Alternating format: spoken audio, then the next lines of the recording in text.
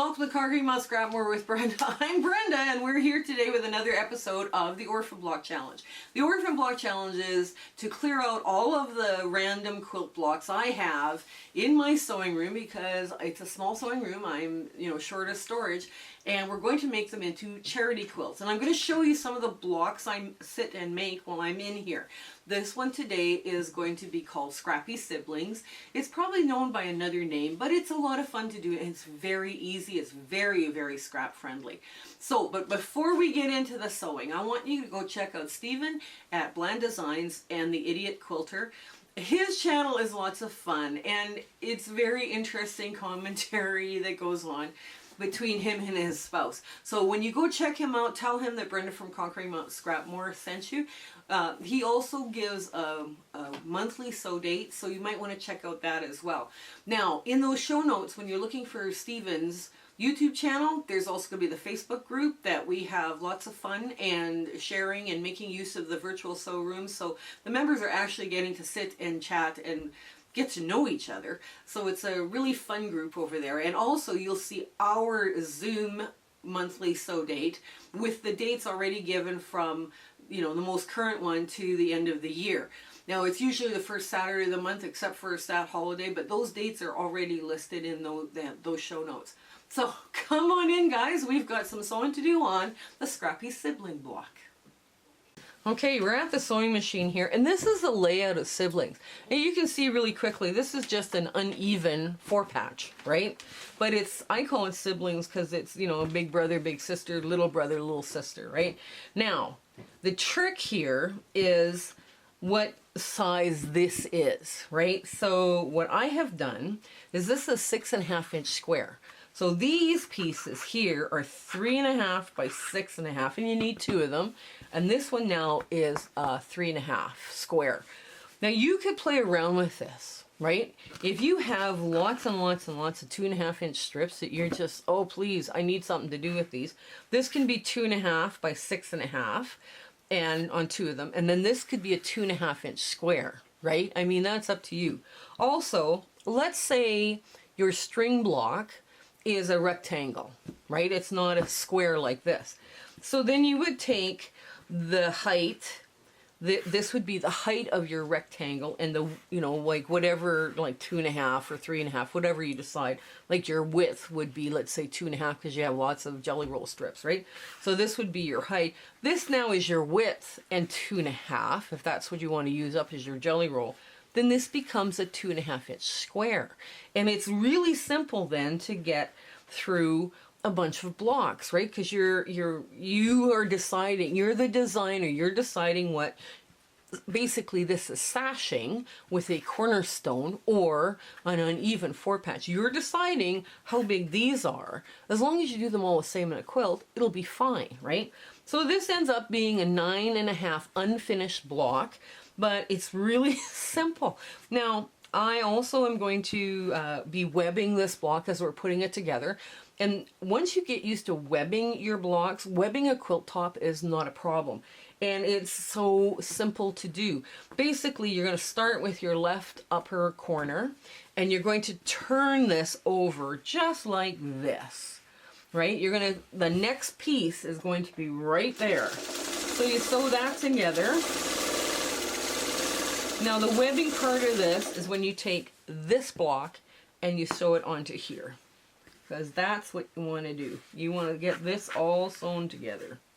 Now you line it up, you take your time. It almost looks like a disappearing 9-patch, I guess, too. Like it's kind of a cheater's way of doing a disappearing 9-patch. The thing with disappearing 9-patches is not everybody has, let's say, 6.5-inch square, scraps in their scraps, right? Depends on the size of your scraps, what size you're going to make, right? We'll just get a leader ender through here to run this off.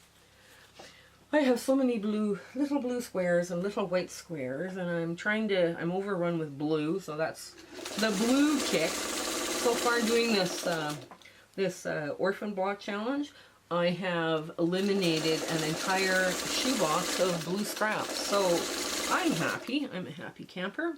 So now, once you've done the webbing, right? What we're going to do is we're going to take this and lay it back. Lay it back in place.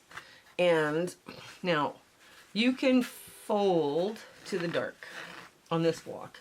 You can fold this to the dark here. I just did it wrong. You fold it this way.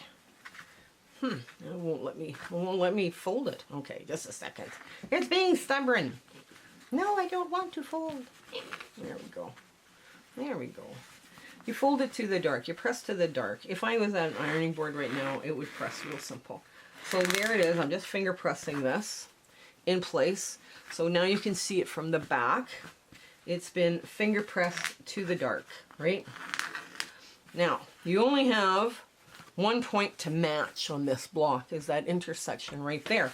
Basically, you're going to flip it over, and because you've pressed to the dark on the bottom is going this way, the dark on top is going that way, right?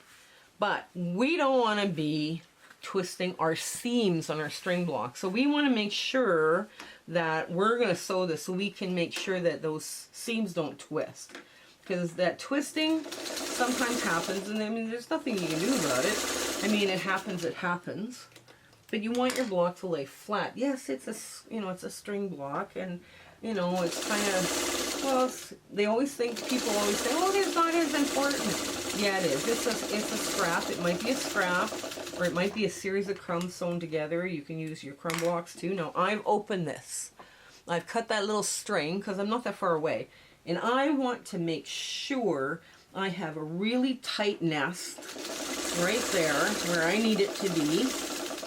And that just came out perfect. Oh, this block is going to look so great. So now, I'm going to go through and I'm going to put another leader ender through, of course.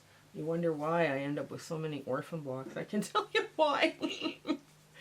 The group that I gave this challenge to, we all sew the same way. All of us. We all make little leader ender blocks, and we're all kind of like drowning in orphan blocks right now. I am doing these little 4 patches, and I'm hoping to be able to make a quilt, charity quilt, for when I'm done. So now, I'm going to show you how to spin this seam, because this seam is kind of important. Now, I have cut through that connecting thread, right? And sometimes when you're pulling this open, because I've got my stitches set quite tight on this, because you might have to just take the few little stitches out so that you get this nice and flat and open. Now, can you see that? It makes like a little square, a little 4 patch on top. So now, when I open this up, this is going to press this way because of all the seams. So this is going to go this way, right? And that's perfect because that's what you want that to go. And this goes the opposite direction. And now you have a flat little center right there. Now, I'm going to show you the point matches. That point matches just perfectly, and it gives the quilt, got a little string in there, and it gives that quilt a nice sharp finish. So let's get to the ta-da moment, and I'll show you all the quilts I made with this idea. Okay, this is the cute little block we made. Now you could put this in a quilt on point. It would look fun. You don't have to use string blocks that go up and down. You can use them that are going on a slant or whatever. And like I did give you some, you know, like how to measure if your string blocks aren't square, or if you want to use 2.5-inch strips, or you know, anything else like that. This is like sewing on a sashing on 2 sides. And also too, it gives the look of like a disappearing 9 patch, but it's not. Some people simply don't have enough, their scraps aren't big enough to make a disappearing 9 patch where you're using a 6.5-inch block. So this is why we went this way. Now, I did make, let's see, 1, 2, 3, 4 quilts out of this. And I'll show you this one. This is a twin. Okay. So we played around with this. We just had fun with this. We decided we would have all sorts of like fun colors, using all the fun colors, some rather radical low volumes, like, you know, that fabric. Now, we also, like this, like I say, this is a twin. So you've got lots of colors going on. Now I laid it out in a traditional disappearing 9 patch, but it's not, right? And it is something you can do just for a little bit of fun, right? So I do hope you try this pattern. This is a very joyful thing for me to be doing right now with making charity quilts in our province at this time. In Canada, we've got so much need for people that have been displaced because of the war in Europe, and other immigrants are coming from all over the world into our country. So it's kind of a nice way to give a hello or thank you for coming, kind of a thing. There's also been this pandemic has caused a lot of economic problems too. So it's kind of a way to give those people a hug, saying, yes, we get what you've been going through. The other thing too, there's a lot of little blue squares in here. And I put in my Orphan block pile 2 shoe boxes of blue scraps, because I didn't have room for them in with my yardage, because that's where I'm trying to get my scraps into my yardage and then it's all in one place. I'm down to 1 shoebox now because I've been making so many little quilts and using up the little blue bits in like quilt tops and then doing the little leader enders. So it is a good way to bust your scraps, is just doing little leader ender projects and just concentrating and focusing and pushing through one thing. So I don't know, I think we're having fun with this. So until we see each other again, I hope you have an absolutely glorious week ahead and everything goes right for you in your life. Okay, take care. Bye. My husband and I would love to thank you for all of the amazing people that we have met along this crazy YouTube adventure that we've been having. We do free speaking engagements too, so if you're part of a guild and they're looking for, you know, people to talk and, you know, and chat with, you know, in their monthly meetings, tell them that I'm doing free ones just to help the guilds out, because it's been a tough time for the guilds as well.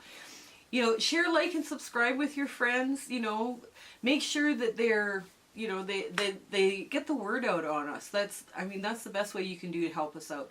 So until we meet again, I want to thank you. Okay, goodbye.